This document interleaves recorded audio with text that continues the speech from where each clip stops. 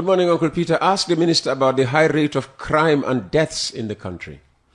When you say high rate of crime and deaths, what do you mean? I think it's important that we are specific. What we have as a data is that crime rates have been stabilized and they've gone down. Gambia, and I'm going to repeat this again, Peter, is peaceful and relatively secure and stable.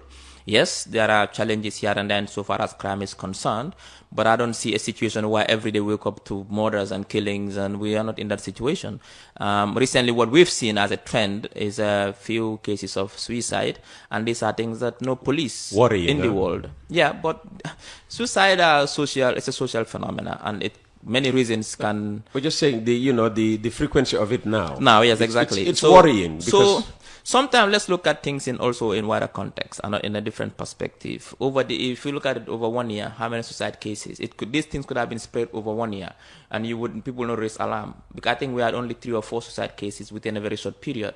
So at the end of the day, when we look at data or statistics, we look at over a 12-month period. So after the 12-month period, we will realize that perhaps there has not been a significant improvement in the suicide cases. That from last year, because for example, for the Ramhiato, we are in almost May.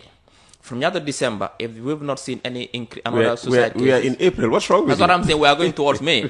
So what we do is, at the end of the day, we look at year on year to say, okay, last year, there were 4 suicide cases. This year, if it's 4, there has not been an increment. But what we've seen is that within a very short period, we've seen 3 or 4 suicide cases. It's worrying. The police and social welfare will take this very seriously, because when it comes to suicide, it's not only policing issue, it's a social issue as well. Social welfare should also look at these things. In other countries, they do comprehensive studies to see why it is happening. It could be mental health. It could be social stress. It could be many reasons why these things happen. Could be cost of living. Well, it's possible until we do a study to really ascertain why there has been a surge. If there is a surge, I'm not sure even there is a surge, we'll know that at the end of the year. If, for example, when the year ends and we realize that this year we've seen a 25-30% increment in number of suicide cases compared to last year, then we'll say that's a social problem, and a social problem needs a scientific approach to understand why it is happening and to intervene.